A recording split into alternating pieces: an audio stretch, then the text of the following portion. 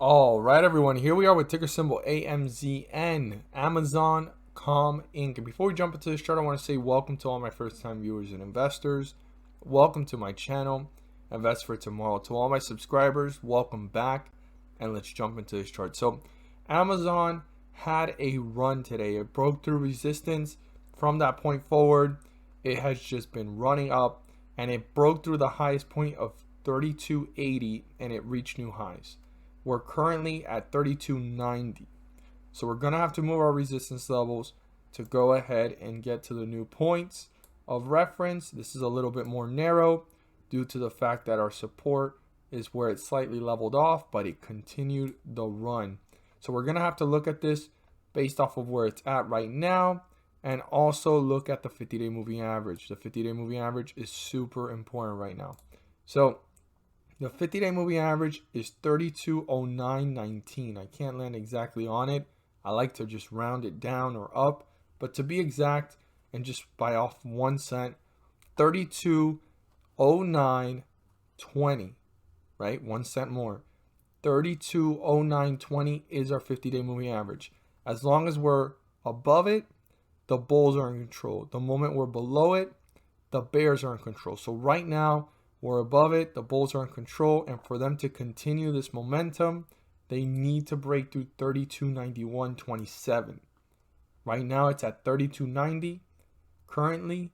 That's where it's leveled off, but 32.9127 needs to be turned into a support to continue this momentum, continue to pull away from 32.0920 and hit newer highs and newer resistance levels. Super important for the bulls. To do so, they need to break away and continue to hit new resistance levels and newer highs. On the other hand, we have what the bears want. Now, if this gets broken through, you still have to pay attention to it. Everything is important about the charts, but you have a window between 32.09 and 32.5618 to go ahead and see how the stock is reacting. Now, it's still a window of uncertainty because it's getting closer as it goes down to the 50-day moving average to end up back in bearish territory, or it can kind of hold itself up, giving a chance for the bulls to bring it back up. So there is that window of uncertainty, but you have to monitor it closely and pay close attention to how it's reacting. But our support level here at 32.5618, you have to start paying close attention to how the stock is reacting and quickly moving down or moving sideways to see, are the bulls trying to reappear, or are the bulls losing traction? So it's super important. I want to emphasize this to all investors to pay close attention to this stock if it crosses our support level here of 32.5618, and how quickly is it getting closer to the 50-day moving average, or is it holding itself up still in bullish territory and allowing the bulls to reappear and bring themselves back up, because they still have to break through that 32.9127. If they don't break through it, that's their goal. They need to turn that into a support to continue to work their way up to newer highs and new resistance levels to pull further away from the 50-day moving average. As always, I hope you guys found this video helpful and informative. Please do so and subscribe if you're encouraged or inclined to. And don't forget to click on the bell. By clicking on the bell, you turn on all notifications to not miss a single video that I post. Share this with your friends and community, and don't forget to hit that like button to let me know you watched this video. Thank you guys so much for watching, and let's make some money. At the end of this video, there's going to be a pop-up video, and I go into detail about the S&P 500 index and how it's been rising up several points on scheduled dates. What happens on those scheduled dates, which are the dates that I circled here on the chart and we're going to see for ourselves? Well, the S&P 500 index rises up several points, and by doing so, they're bringing up several ticker symbols, not all of them, but most of them, up with them. And these ticker symbols are rising up 30 cents to $3 per share. And I know it doesn't sound like a lot, but per share, that does add up. And one thing I am really big on is profits. If you put $1 into the market and you get out with $2, you've made profits. You've done what the whole purpose of being in the market is for, to maximize profits and minimize losses. And with the Federal Reserve pumping the markets on these scheduled dates, bringing the S&P 500 index up also brings up individual ticker symbols with them. And again, 30 cents to $3 may not sound like a lot of profit per share, but that does add up. And like I say, profits are profits. So we're going to look here at some of the dates so that you guys can see what I talk about in the video. And it's a weekly series. I wouldn't want you guys to miss out on it.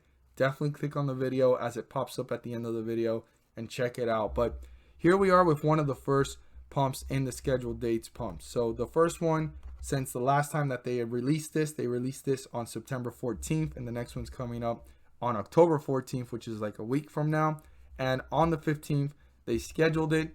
And as you can see, this is the 14th, and the 15th is this big green bar, and it rose up. So on the 14th, we were at around 33.84, and it rose up to 34.20. I mean, that's 40 points risen on the S&P 500 index, and that's creating that catalyst for individual ticker symbols to rise up 30 cents to $3. We're going to look at another one here, and the next one was on September 22nd.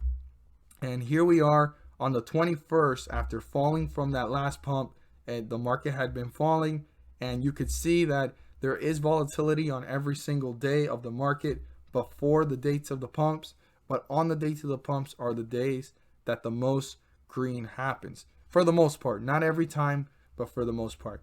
But on the 21st, which was a Monday, it was rising up, and it rose up to this point here. And the next one was the 22nd. So this is the last 21st candlestick, and this is the first 22nd candlesticks. And we were at 32.70.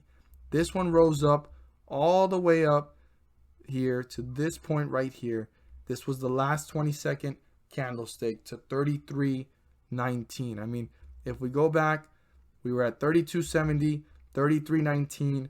That's almost 50-point jump here for the S&P 500 index. And again, individual ticker symbols rose up with it, and it created that catalyst a little bit before the anticipation, and on that date it rose up. Now on this next pump, which was a little bit different, there was a catalyst formed beforehand, and it rose up to these highs on the 28th of about 33.59. It actually dipped on the date of the next pump, which we see it here, which was on the 29th of September, and the next one was on the 6th, which just happened yesterday, and it actually slightly dipped. Now, not every time is these pumps going to rise up the market like we've seen here by a lot of points, but it still rises it back up or levels it off from hitting newer lows and leveling off the market itself. Because if we look at the previous notes that I did beforehand, it was actually rising up with it. The volatility was there, but you were able to buy, like for example, how we bought here on the 15th and it rose up. Well, it's been falling and then very volatile here, up and down. Beforehand, you can buy at the beginning of the scheduled pump dates and hold a couple weeks and ride out several pumps, and you were going on your way up. But right now, even as the market's going down, it's a great opportunity to take advantage of the fact that the Federal Reserve is pumping the markets, and there's an opportunity to make profits. So here we are on the 29th, and it fell to lows of 33.28, and it rose up to these highs here of 33.49. I know it doesn't sound like a lot, but that's still a 20-point jump after dipping and recovering, and then it continued to work its way up to newer highs. Now here on the 6th, which on the 5th it started to rise, it leveled off. This is the last candlestick of the 5th coming up right now, and we're about to see it here.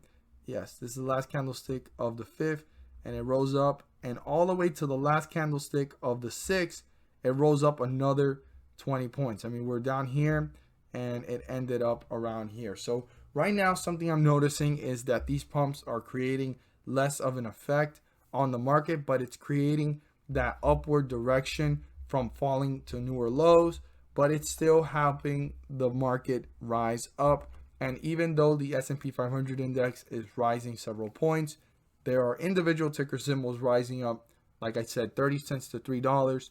Check out the video. I go into more detail. I don't want you guys to miss out on this great information. Click on it, and thank you guys so much for watching, and let's make some money.